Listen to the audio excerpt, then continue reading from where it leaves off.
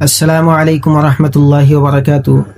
কখনো কখনো এরকম হয় যে কোনো নাদানির কারণে অনিচ্ছাকৃত হিসেবে হাত থেকে যদি কোরআনে কারিম পড়ে যায় আমাদের হাত থেকে, তো এর কাফফারা কি? তো দেখেন, এর জবাব হইতেছে এর কোনো কাফফারা নাই। কোরআনে কারিম যদি হাত থেকে পড়ে যায় এর কোনো কাফফারা নাই, অনিচ্ছাকৃত হিসেবে যদি পড়ে যায়। কাফফারা কেন নাই? কারণ কাফফারা ওই বস্তুর হয় যে বস্তুর মধ্যে গুনাহ হয়। আর গুনাহ কেন না, কিসের জন্য গুনাহ হবে না?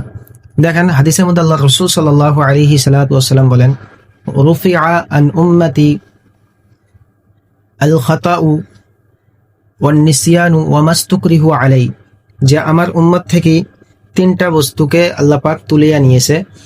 নাম্বার এক হইতেছে আল খাতা মানে চুপ, আর দুই নম্বর হইতেছে কি যে আন নিসিয়ান মানে ভুল, আর একটা হইতেছে কি ওয়া মাস্তুকরিহু আলাই জবরদস্তি কোনো বস্তু করা।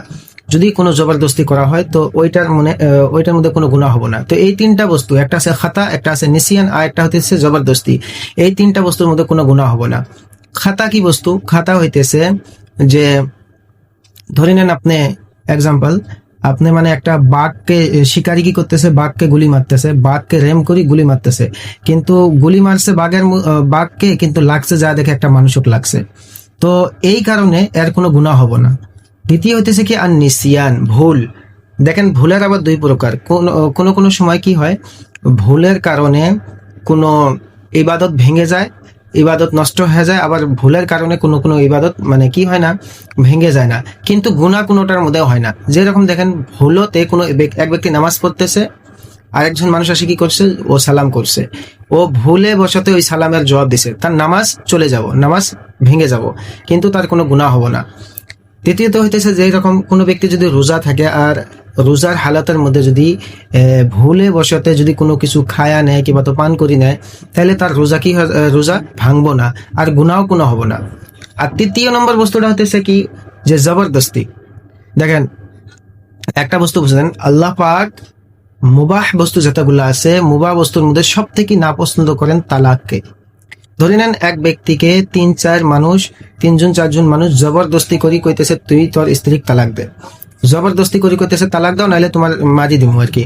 তো সে ব্যক্তি তাদের নিজের যান বাঁচানোর জন্য নিজের স্ত্রীকে কি দিতেছে, তালাক দিতেছে।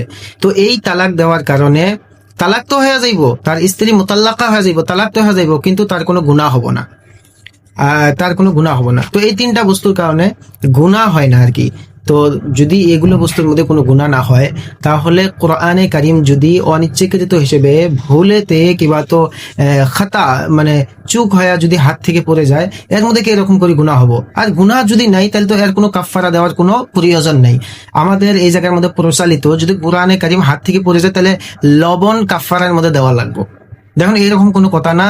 এরকম কোনো মুফতি সাঈদ আহমদ পালনপুরি সাহেব, শেখুল হাদিস দারুল উলুম দেওবন্দ এবং সদরুল মুদাররিসিন উনি আসলেন রহমতুল্লাহ আলাই।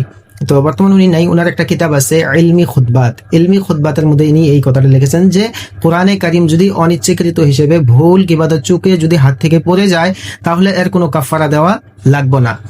হ্যাঁ, যদি কোনো নালাইক, যদি কোনো বেওকুফ যদি ইচ্ছাকৃত হিসেবে যদি হাত থেকে কোরআনে কারিমকে ফেলাইয়া দেয়, তাহলে এর কাফফারা হইতেছে তওবা ছাড়া, কাফফারা কিছুই না। তার জন্য জরুরি হলো সে সচ্চা দিল দিয়ে পাক্কা হিসেবে আল্লাহর কাছ থেকে তওবা করে নিক, মাফি চায় নিক। আলবাত্তা সে যদি তার স্যাটিসফাইর জন্য, দিলের যদি ইতমিনানে কলবের জন্য যদি সে ব্যক্তি যদি কি করে, কোনো বস্তু সাদকা খেরাত করে দেয়, তো এর মধ্যেও কোনো বাধা নেই, ভালো কথা, কোনো অসুবিধা নেই। সাদকা করলে হয় কি, তার দিলের বোঝাটা হালকা হয়ে যায়। আল্লাহ পাক আমাদের সবাইকে কথা বোঝার থেকে এবং শোনার থেকে বেশি করে আমল করার জন্য তৌফিক দান করুক। ওয়াল্লাহু আ'লাম।